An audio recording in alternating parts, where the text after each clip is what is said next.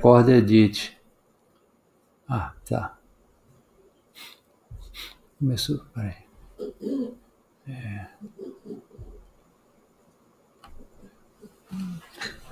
Boa noite, senhoras e senhores. Estamos iniciando mais uma live do professor Pinheiro. E dessa feita estamos tratando da temática das relações familiares e o poder no Ceará. Essa live ela vai ter como uma das fontes principais para construirmos essa discussão é exatamente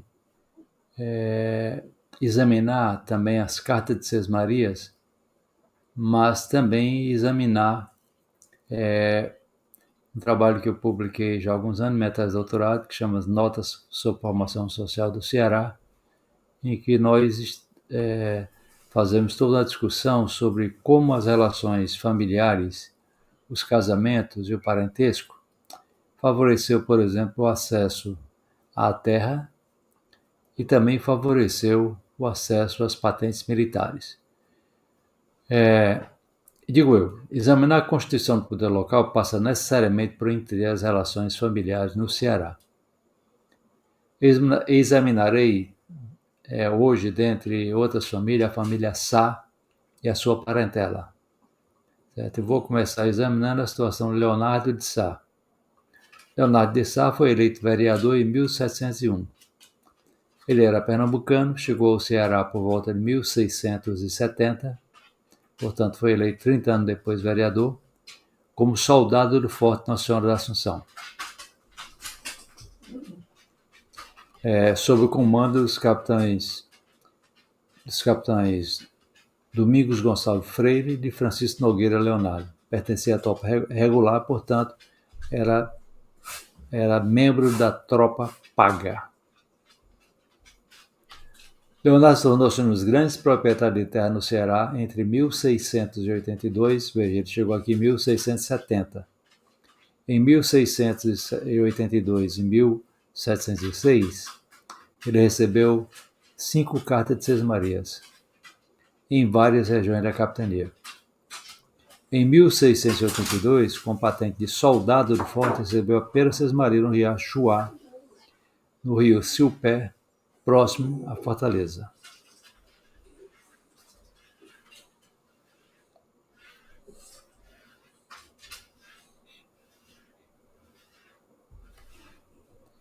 Em 1705, Leonardo, exibindo a patente coronel, recebeu no rio Aracatiaçu, que fica na ribeira do Acaraú, portanto, região norte do Ceará, mais uma Sesmaria. E a justificativa era que ele precisava de mais terra para a pecuária.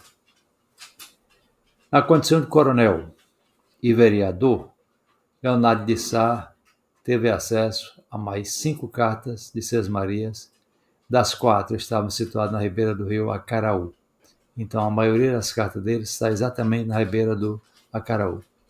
Então, ele vai ser um dos grandes potentados da região do Acaraú.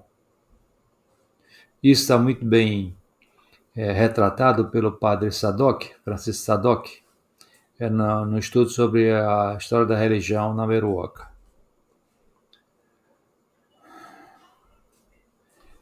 E ele tinha parentesco bastante interessante. Ele era irmão do capitão Sebastião Sá, que governou o Ceará por 2 vezes. Entre 1678, ele vem em 1670, o irmão dele chega aqui em 78 como governador, fica de 78 a 81 no primeiro momento, no segundo momento fica de 84 a 87. Ele também era pai do coronel Sebastião Sá, homônimo ao irmão, que morreu preso na Bahia, após uma série de acusações, dentre elas de ter tramado a morte da própria filha. E ainda de acordo com Sadoc, foi ele realmente o primeiro povoador e o primeiro missionário leigo da região do Acaraú. Isso está no Francisco Sadoc, Araújo, História da Religiosa da Meroca, certo? Publicada pela Fundação Vale do Acaraú, em 1979. Então, um conjunto das referências que nós vamos estar aqui apresentando são referências a esse trabalho do padre Francisco Sadoc.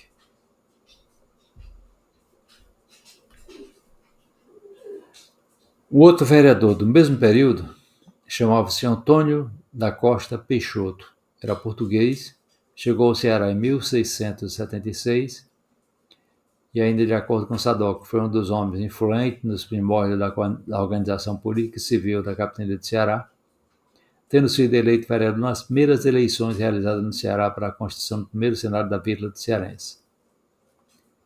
E vamos ver qual é a relação que há entre Antônio da Costa Peixoto e Leonardo de Sá.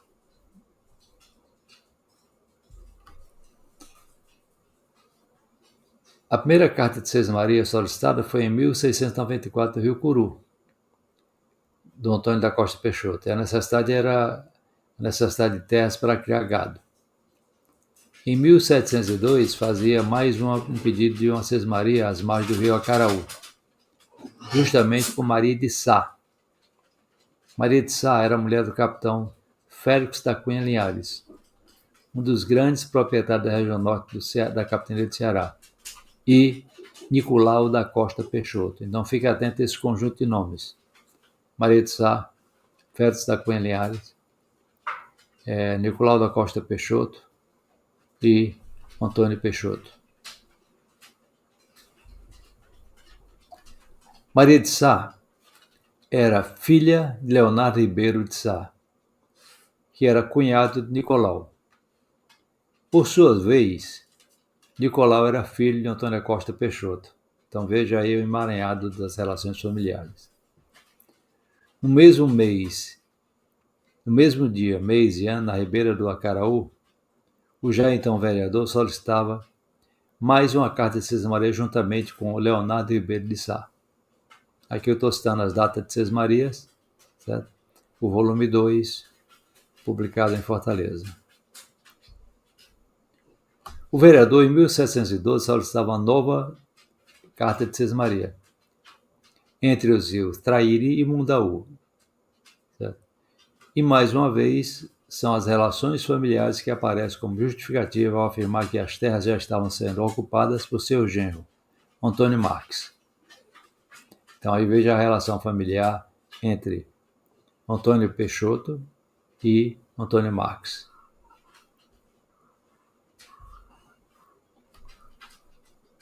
Esse mesmo sargento-mor, Antônio Marques Leitão, mais Pelônia da Costa, com quem era casada, mas o seu filho, Mateus Marques da Costa, solicitaram no Rio Mundaú, em 1717, umas sesmarias contíguas à terra do vereador Antônio da Costa Peixoto.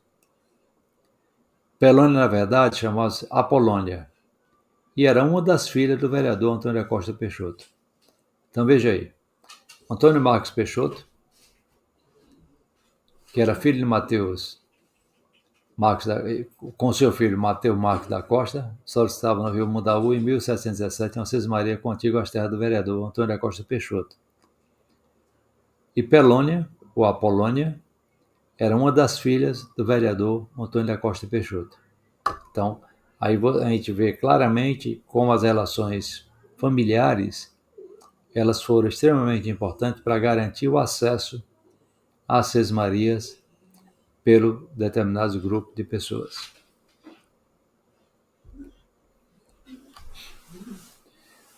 E examinando o perfil de Costa Peixoto, Antônio da Costa Peixoto, já se percebe que as alianças entre proprietários, principalmente através do casamento, vão se transformando em um importante elemento de concentração de terra e poder no Ceará. Certo? Essa é a primeira conclusão que a gente pode chegar quando se examina o perfil do Antônio da Costa Peixoto.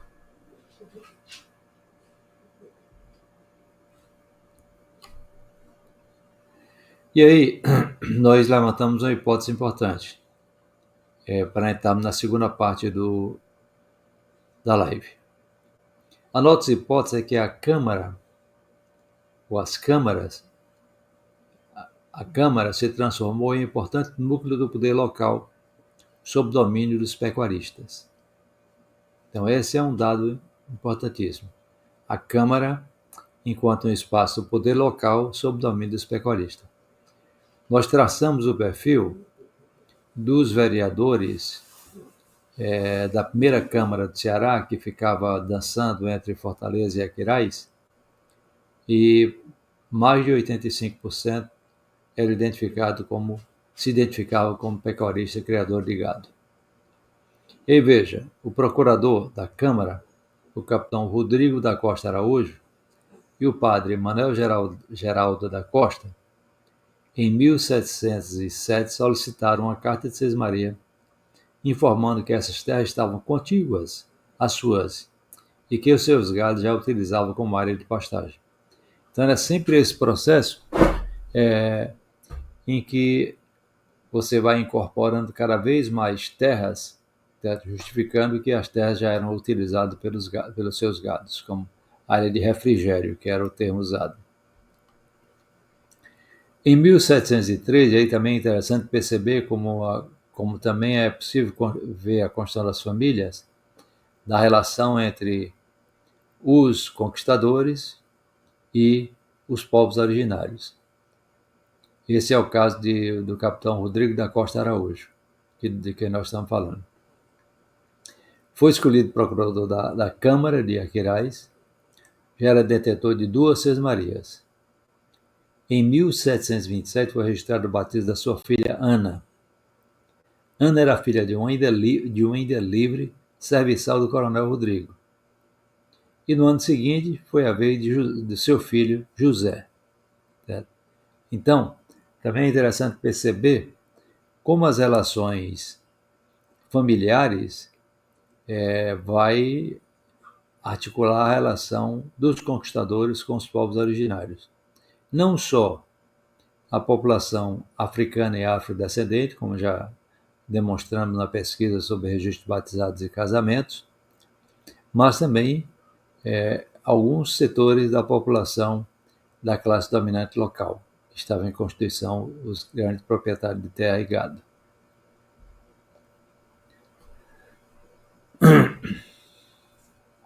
Um outro perfil também importante é o perfil do coronel Jorge da Costa Gadelha. Em 1726, pelo termo de variação de 15 de janeiro, a Câmara de Aquiraz estava composta pelo coronel Manuel Duarte Cardoso, Jorge da Costa Gadelha, certo? E sobre Jorge da Costa Gadelha vai recair um conjunto de acusações. Então vejamos também que há um outro dado interessante quando você examina o perfil de Jorge da Costa Gadelha. Essa é uma acusação feita pelo ouvidor-mor do Ceará contra o coronel. O ouvidor era o encarregado da justiça a partir de 1723 e também encarregado de arrecadação dos impostos, ou de coordenar a arrecadação dos impostos.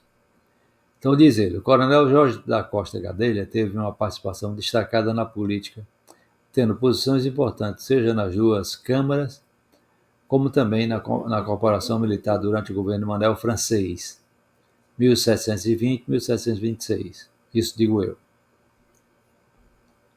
E vejamos. Ao ser eleito juiz ordinário em 1726, Jorge da Costa Gadelha, com patente de coronel, era proprietário de 2 sesmarias. A primeira havia sido concedida em 1721 e a segunda em 1724. A primeira sesmaria teve sua doação suspensa por ordem do capitão-mor governador. Por quê? Porque ela já havia sido doada a outro, e o Jorge da Costa Gadelha tenta se apropriar de terras que já haviam sido doadas e eram terras produtivas. Você poderia pedir uma sesmaria que havia sido doada por 2 motivos: não torná-la produtiva, nem fazer confirmação junto ao rei. E nesse caso, a terra já era produtiva. Em 1734, o ouvidor-geral da capitania, Pedro Cardoso Novaes, fez uma representação ao rei contra Jorge da Costa Gadelha. A representação faz uma análise do comportamento do coronel sobre mais diversos aspectos e afirmava que era um homem pobre que veio de Pernambuco, tendo trabalhado como vaqueiro de um seu cunhado. Então essa é a origem de Jorge da Costa Gadelha, que virou coronel. Ele era vaqueiro de um cunhado. E qual é a origem da sua fortuna? Segundo o Pedro Cardoso Novaes. Jorge da Costa Gadelha, coronel dessa Ribeira, tão mal procedido, essa é a representação do ouvidor, tão mal procedido e revoltoso, que se faz necessário ao serviço de Vossa Majestade, para sua emenda e espelho de outros em capitania como esta, é o descrever-lhe a vida e costumes, para Vossa Majestade, sendo servido, mandar castigá-lo como merece. Então, essa é a representação do ouvidor do dia 4 de agosto de 1734. Uma representação feita contra o coronel Jorge da Costa Gadelha. Então, ele diz que é necessário que o governo, que o rei, castigue o Jorge da Costa Gadelha para emenda não só dele, mas para servir de exemplo para outros grandes proprietários. E prossegue o ouvidor.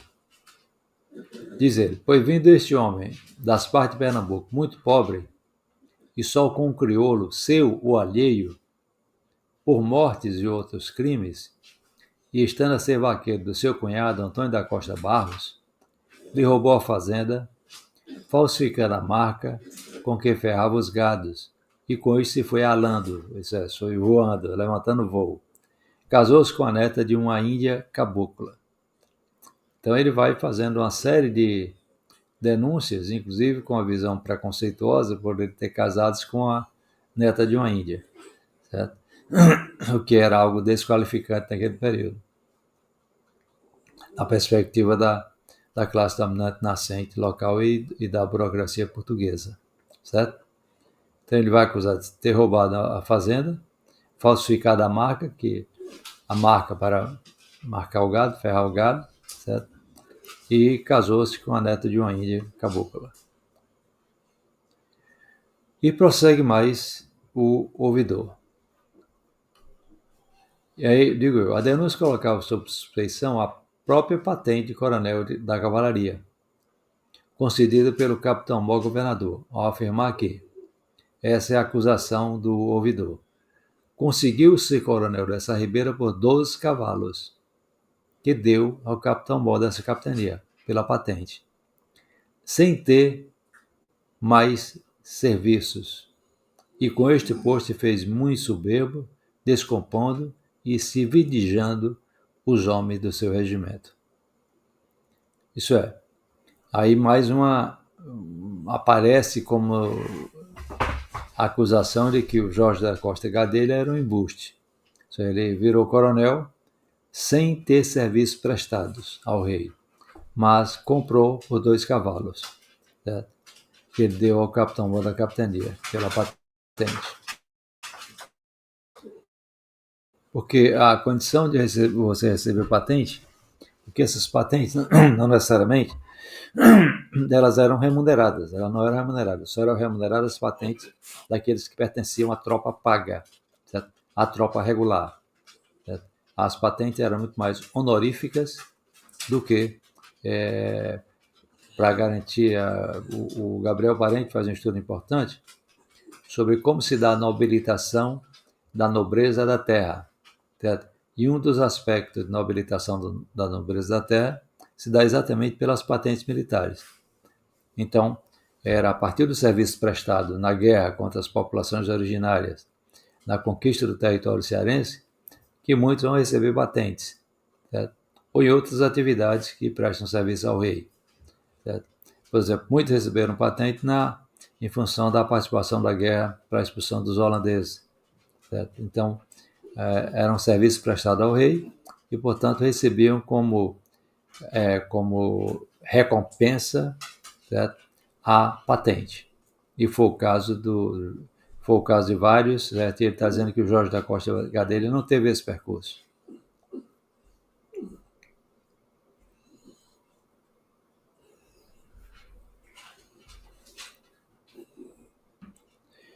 Eu pediria aos amigos que eu sei que vão assistir daqui a pouco a live, que pudessem divulgar essa live e pudessem também se inscrever, porque é muito importante para o YouTuber você ter um número de inscritos, mas também ter um número de assistentes. Então, aqueles que chegaram no canal que não estiverem inscritos, por favor, faça sua inscrição e ajude a divulgar esse canal, que é uma tentativa de nós popularizarmos a história do Ceará para um conjunto maior de pessoas.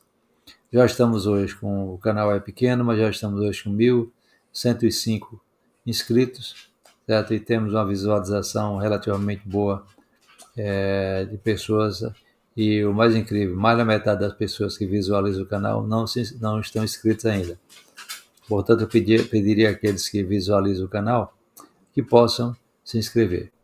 Fico muito grato para aqueles que fizerem isto. E aí vem mais uma acusação do ouvidor contra o Jorge da Costa Gadelha. Diz ele: matando-se aqui um Xavier de Faria, primo da sua mulher, e deixando uma filha natural casada com o tal Silva, o qual disse mandara matar o sogro para se ficar com 4 ou 5 mil cruzados, querendo se averiguar este delito, o veio buscar a mulher do imputado matador, com bastante dinheiro, pelo qual sufocou tudo. Ficou o caso sem castigo, ele mais opulento, e a intimação deste caso só pitava muitos, fazendo com isto negócio e conveniência. Então ele faz mais uma acusação ao coronel Jorge da Costa Gadelha, que seria ele participar ou ele acobertar mortes que foram feitas no Ceará, certo? E evitando que o processo pudesse andar, certo? Então seria aí uma obstrução, hoje, modernamente, nós chamaríamos isso de obstrução de justiça, certo? Isso já estava presente no Ceará no período colonial. E mais, no entanto, nós fizemos uma pesquisa bastante aprofundada, não foi possível localizar os documentos sobre se houve julgamento do coronel. No entanto, o que se constata é que, por quase uma década, Jorge da Costa Gadelha praticamente desapareceu do cenário público da capitania. Ele desaparece completamente, não tem uma referência a ele, não se sabe o que motivou o desaparecimento. Ele só vai reaparecer em 1744. Certo? E neste ano ele foi nomeado mestre de campo dos auxiliares da capitania de Ceará. Então ele consegue mais uma patente militar de mestre de campo, certo? Que hoje corresponde a segundo tenente. Tá? Então veja como é interessante perceber isso, certo? Que ele mergulha, desaparece durante 10 anos praticamente, durante uma década, já devia estar idoso, porque ele chega aqui em 1670, certo? Já devia ter aí já devia estar aí por volta dos seus 70 anos, o que era raro você viver tanto no período colonial, mas ele reaparece e ainda assume a posição de mestre de campo da capitania de Ceará. Por fim, o perfil traçado até então sobre os vereadores e juízes ordinários revela que a imensa maioria são criadores pecuaristas, que sobrevivia da renda advinda da exploração da atividade ligada à pecuária. Portanto, para a gente compreender como vai se constituindo a classe dominante local, é fundamental você entender o papel da Câmara ou das câmaras municipais e, sobretudo, a importância que vai ter os grandes proprietários de terra ligados à pecuária. Não são aqueles ligados à agricultura, que eram muito poucos. A agricultura normalmente era feita pelos pobres livres, certo? Que vão transformar-se em morador de condição.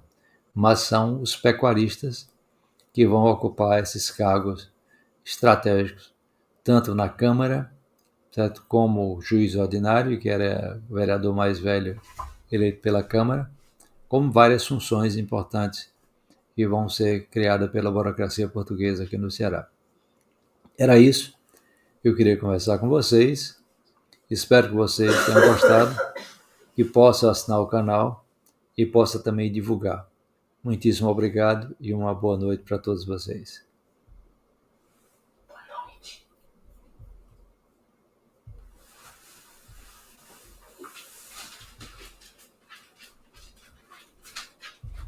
Espera aí, não saí daqui não.